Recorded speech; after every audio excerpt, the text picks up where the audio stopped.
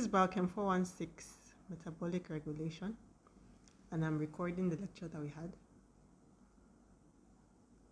Basically, I'm going to be talking about enzyme regulation, but before we get there, we will see some of the resources that I consulted to get the materials. We're going to introduce metabolism. And what is metabolism? Metabolism is made up of all the reactions that take place in cells. They are highly coordinated and they're very useful because they are producing energy and also using energy and exchanging matter as well. And it's characterized because it has a lot of enzymes participating in these activities. Why is metabolism important? Want to be able to produce chemical energy, want to convert nutrients into building blocks or macromolecules, want to assemble those building blocks into proteins and other macromolecules, your nucleic acids, your lipids, and other reasons. Metabolism is made up of two phases: catabolism and anabolism. Catabolism involves the breakdown of complex nutrient molecules into simpler substances such as carbon dioxide and water, while anabolism refers to building up is a biosynthetic process where simple precursor molecules are enzymatically converted into components of cells such as nucleic acids, proteins, and lipids. Metabolic pathways are compartmentalized within cells, and that means that in eukaryotic cells in particular, we have an endomembrane system that allows for metabolism. So every organelle is serving as a compartment that allows specialized metabolic functions to be carried out. So we have the appropriate enzymes put together to be able to carry out the pathways.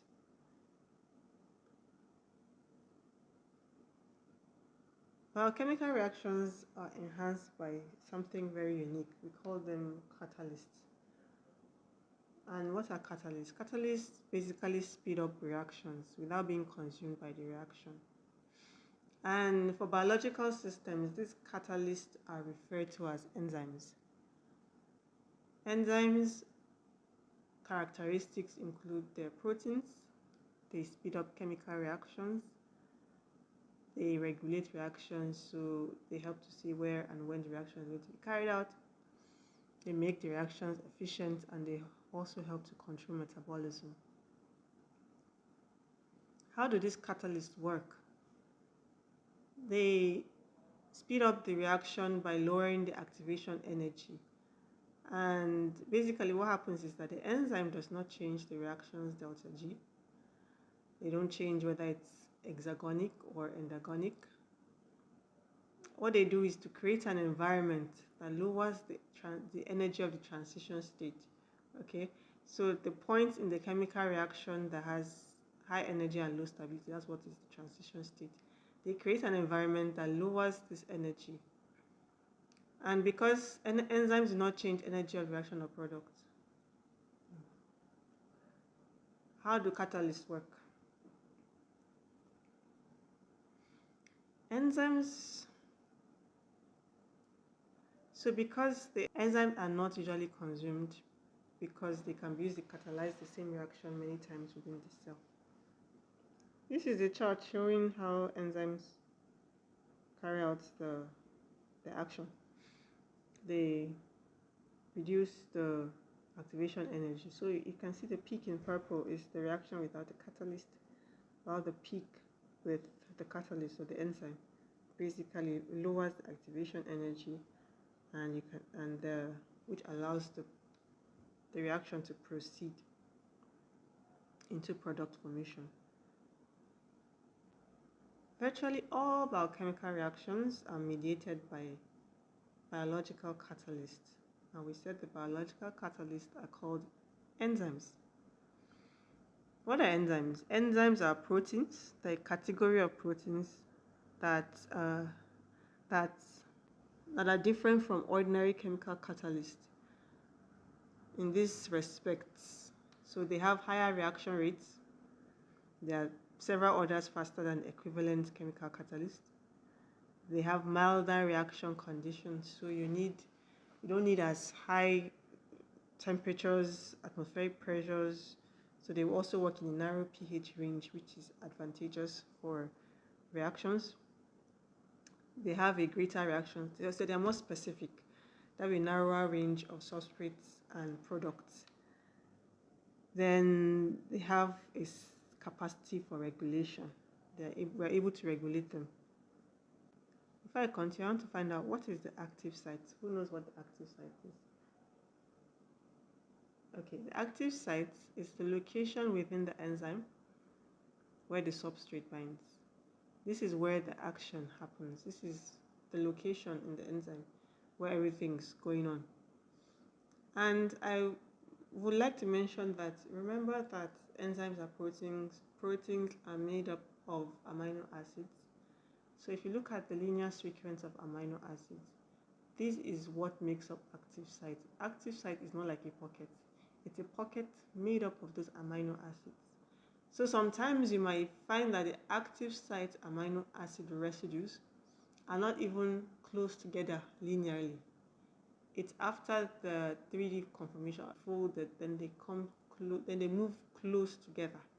So after the folding of the protein, when you have higher levels of the protein from you have your primary, the secondary, tertiary.